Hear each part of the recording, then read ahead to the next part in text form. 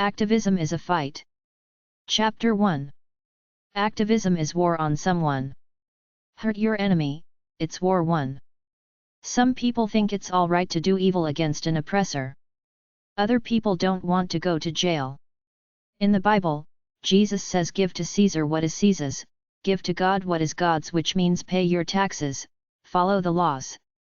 Intelligent people know you cannot fight the government because you will lose 99 out of 100 times. They have the power. It's not good versus evil. It's power over powerless activists. I've seen several anti-tax activists go to jail. The FBI said the Branch Davidians in Waco had guns. This is true. That's a Second Amendment right. They were minding their own business. The FBI was so cocky that they brought a TV camera crew with them to film the raid where 2 of their agents got killed. They needed revenge for that. The propaganda machine portrayed them as child molesters. I don't believe it. It was propaganda 101. The FBI got an undercover guy to get Randy Weaver to cut the barrel off a shotgun as a gunsmith, which was technically illegal, so they filed an arrest warrant against him. He was living in the mountains with his family. He didn't want to be bothered. They went up there to arrest him on this petty crime. One of their agents got killed. They killed his wife and his son. He was found not guilty by a jury and awarded $2.5 million.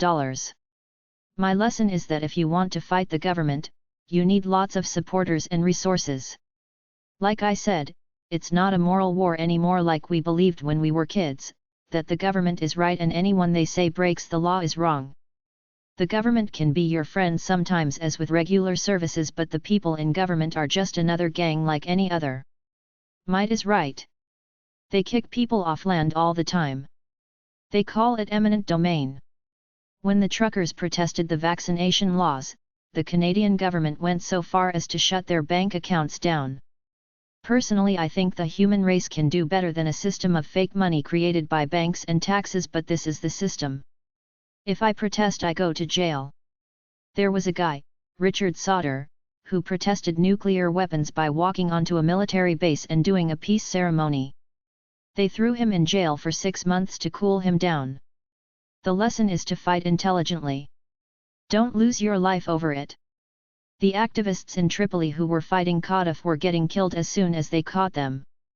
A small group of people can cause mayhem without violence by doing nuisance things, as I talk about later in the Egg Revolution section. For now, don't let anger lead you to do something stupid that will land you in jail. The case in point for me was the Occupy movement of 2010. It came and went.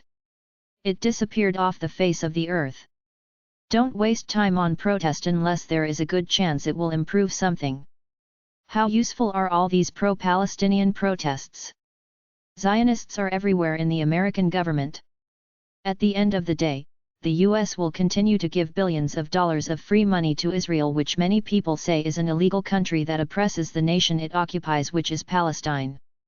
They are occupiers, therefore illegal, but you wouldn't know it if you watch American TV. I watch Al Jazeera and AJ and on YouTube. It's not pretty. The propaganda war is huge. Eric Blair aka George Orwell wrote the novel 1984 after working at the BBC during World War II, seeing how much they lied to the British people to get their propaganda across. This is what you're fighting against, the mainstream media. It's a tough fight. Do you think the candidate for the Republican Party is different or better than the candidate for the Democratic Party? The Pentagon and the security agencies control the United States. No politician can get near them. They say the Pentagon couldn't account for $3 trillion in several different calendar years. There is your problem right there. With $3 trillion, you can everyone a free college education and a down payment on a house. I go to Renzi.com to see cool alternative articles. Hurt your enemy, it's war too.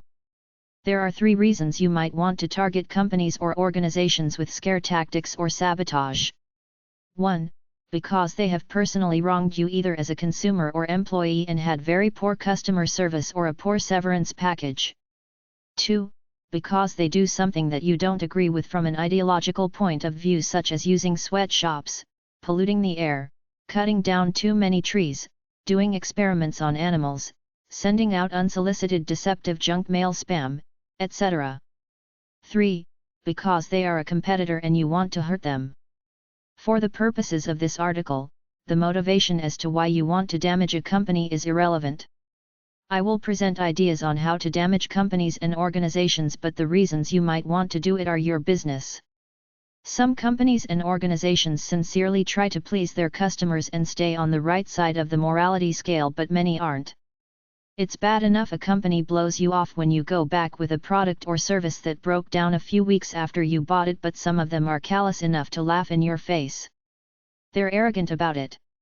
It's like they're telling you to get lost because you're an insignificant individual, and the way the system is set up, you can't do much about it. They know it, so they're laughing at you.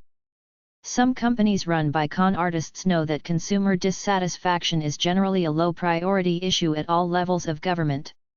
The Federal Trade Commission and Competition Canada only take complaints to compile them in order to stop the action by the company if they get a very large number of them. They don't investigate complaints by individuals nor try to get justice for them. On a state and local level, there is the Better Business Bureau (BBB.org), local and county consumer advocate offices, and most district attorneys' departments have a consumer protection office attached to them, but often they don't act unless they get lots of complaints about a particular business. Complaining to the proper authorities might help you get some justice. If you feel you have evidence for civil or criminal charges, bring it to the proper authorities. If a number of people share the same beef as you could all file a class action lawsuit together. Quite often, the only way to get satisfaction is to be your own advocate, take action on your own. I'm not suggesting that you take the law into your own hands in a vigilante way, but there are a lot of things you can do legally to mess a company or organization up enough to make them sweat, and in some cases you can even force them to go out of business. Whatever you do, you must remain anonymous because there are laws against slander and maliciously interfering with a company's normal operation of business. Be secretive and use anonymous email, preferably from a public computer at a public library or internet cafe. Don't go to the same place all the time. Visit different libraries and cafes. If you have wireless internet ability and know how to broadcast from free zones, your messages will never be traced back to you. The best ways to attack an organization are: 1. Cause it to lose money somehow by losing customers. 2. Attack its reputation such that it loses customers and public support. 3. Try to demoralize the employees and or turn them against each other and management. Do this by creating a culture of fear like they did in the Soviet Union. Plant false rumors.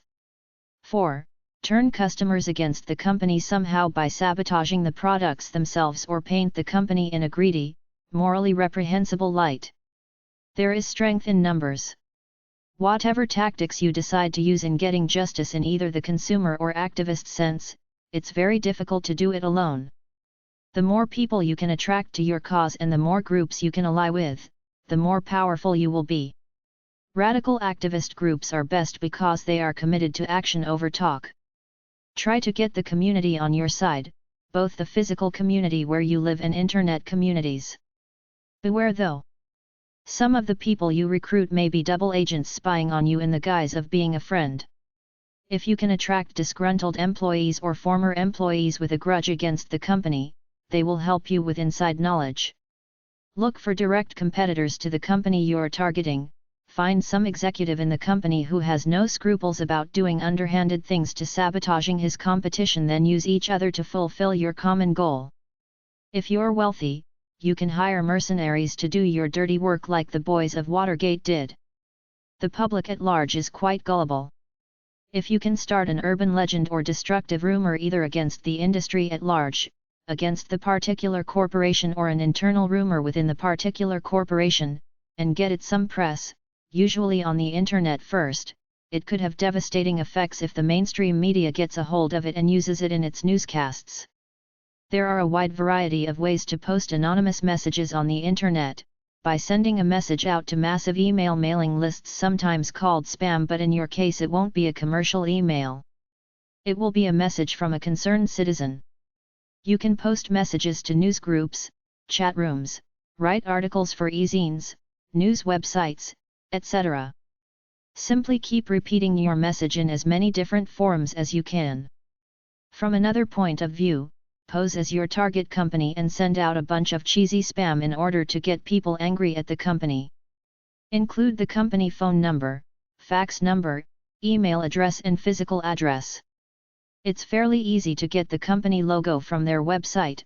Use your save image function, then make up ads to look like they legitimately come from the company. Getting email mailing lists is easy. You can even buy software or use shareware to collect email addresses. Once you have a mailing list of millions of email addresses, if you want, one click of a mouse will send them all the email message. If you have the technical expertise to make phone calls that can't be traced to you, wireless internet telephone with a laptop in a free zone, you can call people at random or call the company's mailing list, acquired by hacking into the company's network or simply finding it in an address list on the internet, and give a pesky recorded message posing as the company in what amounts to a cheesy, crude telemarketing call. An example of industry-wide scares are the Mad Cow one, where a famous person got a lawsuit filed against her for saying she wasn't going to eat any more hamburgers. There have been misleading statements about the dangers of eating contaminated apples, chicken, using hair coloring, etc., all ultimately untrue or vastly overstated. Sweatshop rumors are great. Charges of racism or anti-homosexuality are good. Gay people are great at uniting against a perceived threat and destroying it.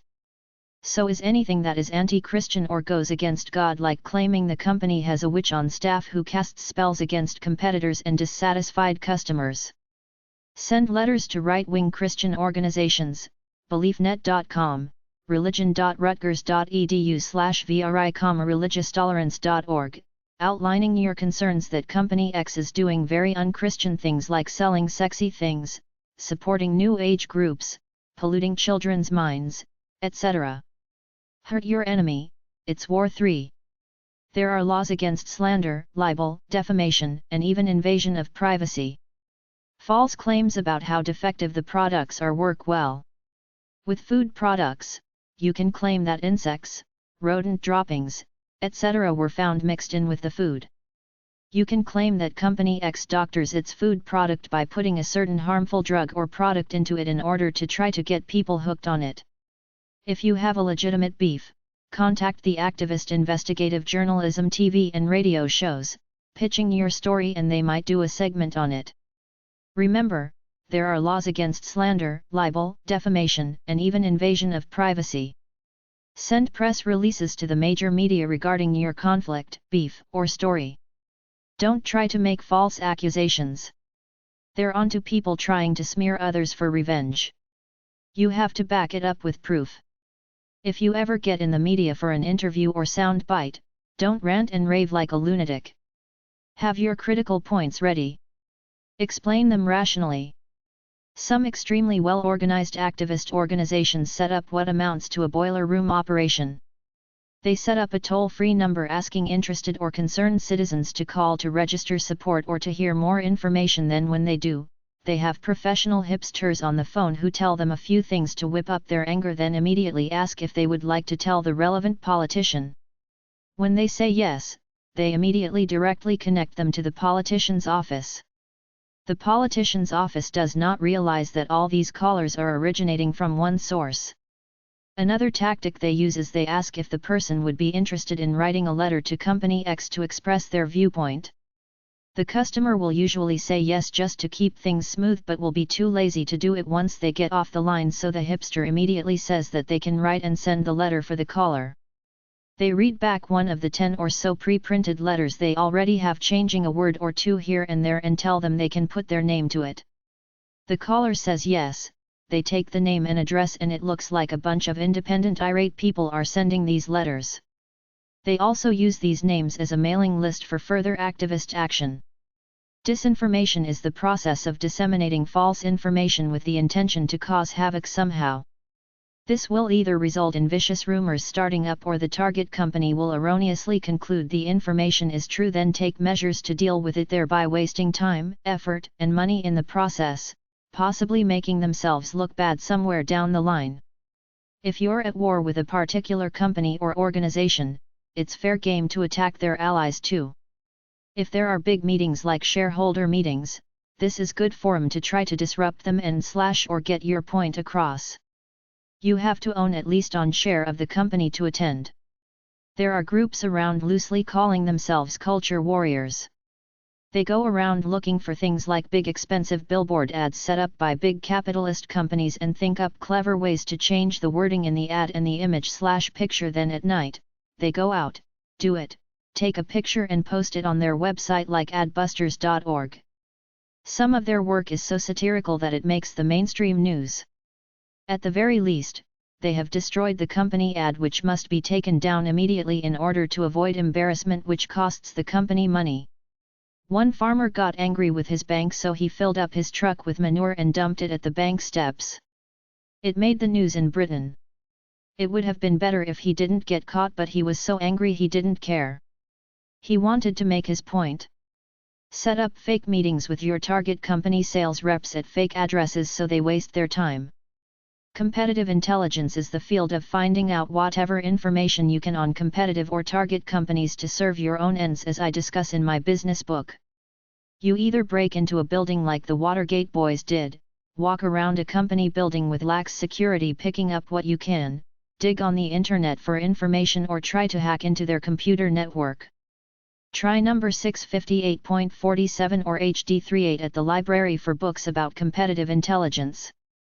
Try the following websites: companiesLEUTH.com, SciP.org, Society of Competitive Intelligence Professionals, Spionet.com, WashingtonResearchers.com, Competitive Intelligence. Hurt your enemy, it's war for. Either you or one of your cohorts gets a legitimate job within the target company where you quietly gather competitive intelligence and plot sabotage of their weakest links that can maximally disrupt company ops. As far as rumors or urban legends go, you can say the company financially supports politically unpopular causes like a certain dictator because they want to keep their sweatshops intact, or that they support the local right or left-wing extremist politician. There was one in the 1980s where the rumor was that a certain fast food place was run by racist whites who put chemicals in the food to make black men sterile. The more your complaining is based on facts and information and not just hateful rants, the better off you will appear and the less chance you will have of getting slander charges filed against you.